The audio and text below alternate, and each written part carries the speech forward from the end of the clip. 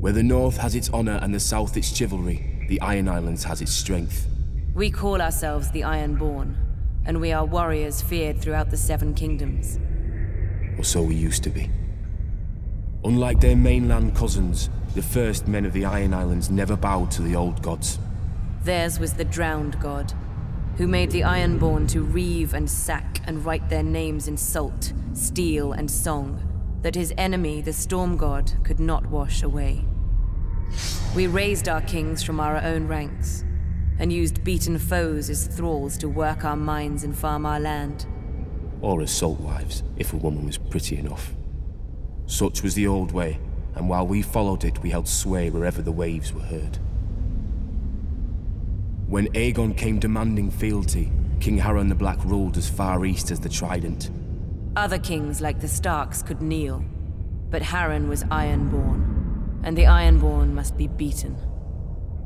In Harrenhal, he had the mightiest castle in Westeros, and the army to defend it.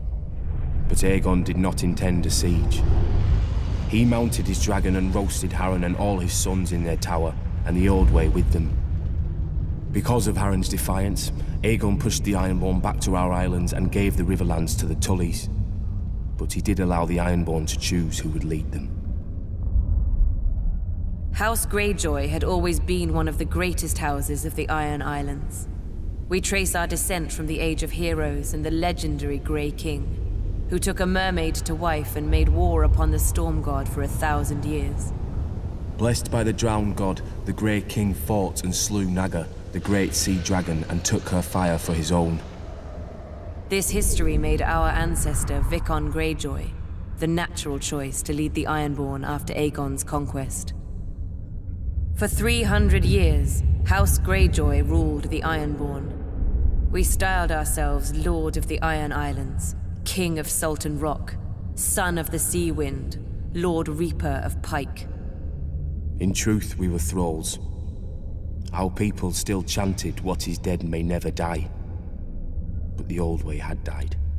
Until the Targaryens followed their dragons into the grave, and our Lord Father, Balon Greyjoy, rose against the new king, Robert Baratheon. He seized our ancient crown and sent our Iron Fleet against the Lannisters at Lannisport, burning all their ships before any could weigh anchor. Though Robert and Eddard Stark would later defeat him, they understood us no better than Aegon. The Greyjoy sigil is the kraken. What it grasped once, it will never surrender. What is dead may never die, but rises again, harder and stronger.